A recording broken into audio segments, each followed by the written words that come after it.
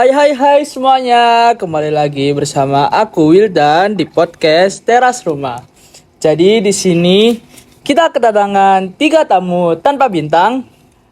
Di samping aku ada Idam, Halo. lalu ada Rafif, Halo teman-teman. lalu ada Irfan. Halo. Nah, oke.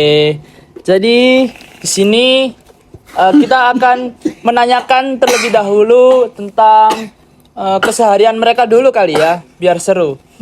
Mulai dari Rafif. Rafif nih biasa kesehariannya ngapain aja nih? Tidur, makan. Makan itu kebutuhan ya teman-teman ya. Bukan keseharian. Keseharian saya ya ngapain? Sekolah, menimba ilmu. Menimba ilmu ya teman-teman ya. Percaya ya menimba ilmu. Ya, oke. Lalu Nambah ilmu ya. Lalu apa ya?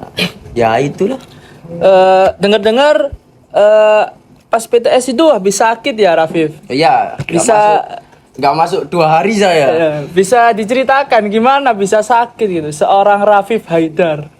Seorang rider bisa sakit itu karena terlalu sering minum kopi ya, akhirnya kena lambung. Oh, minum kopi. Jadi buat teman-teman nih gak boleh ya minum kopi terlalu sering. Memang enak kopi itu di pagi hari apalagi. Enak banget. Tapi kalau terlalu sering itu juga tidak bagus. Kopi kenangan itu enak. Oke, lanjut. Idam, gimana Idam? Kesehariannya Idam. Kalau saya sendiri keseharian ya paling cuman belajar, menimba ilmu. tidur tuh kebutuhan, sangat butuh itu. Kalau nggak kayak gitu, Kewajiban. Oh iya, kewajiban. Tidur itu kewajiban. Jadi dimanapun kalian berada, tidur siang itu penting, Rek. Dimanapun, sekolah bisa.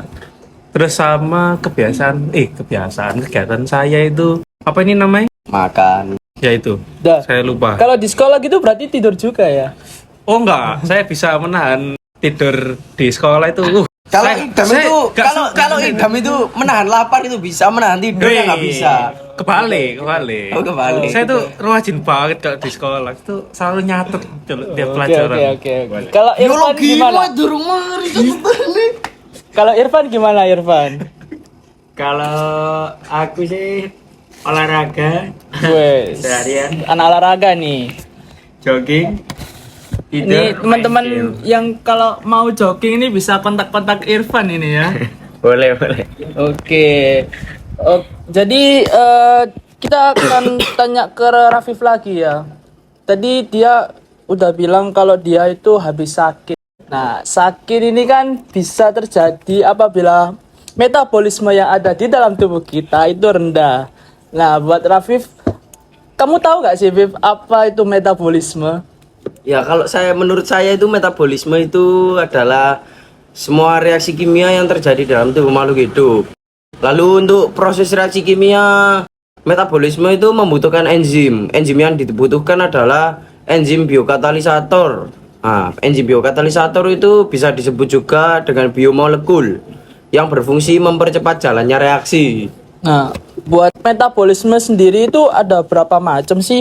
Kalau metabolisme sendiri itu punya 2 macam, yaitu katabolisme sama anabolisme. Nah, katabolisme sendiri itu reaksi pemecahan atau pembongkaran molekul senyawa. Sifatnya itu eksoterm atau yang disebut itu eksergonik biasanya. Nah, untuk contohnya itu biasanya fermentasi ataupun respirasi. Nah, untuk kalau anabolisme sendiri itu reaksi pembentukan atau penyusunan molekul senyawa yang sifatnya itu endoterm atau yang biasa disebut itu endergonik. Contohnya sendiri itu kayak fotosintesis. Nah, ada gak faktor yang mempengaruhi enzim itu? Faktor yang mempengaruhi enzim ya. Yang pertama ada suhu. Suhu yang terlalu rendah menyebabkan enzim tidak aktif. Sedangkan suhu yang terlalu tinggi akan menyebabkan enzim itu sendiri rusak. Selanjutnya ada pH. Setiap enzim memiliki pH optimumnya masing-masing. Seperti enzim di lambung, pH optimumnya adalah asam. Yang ketiga ada konsentrasi enzim. Dan yang keempat ada konsentrasi sukrat. Yang terakhir ada inhibitor, adalah zat yang bisa menghambat enzim.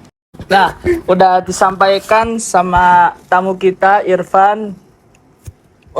Untuk kesimpulannya nih, buat teman-teman, kalau sekarang kan emang musimnya sakit. Nah, emang cuaca itu sedang tidak mendukung. Nah, buat pesen dari kita itu dijaga pola makannya, dijaga pula tidurnya, jangan bergadang. Lalu dijaga juga pola pikirnya ya teman-teman.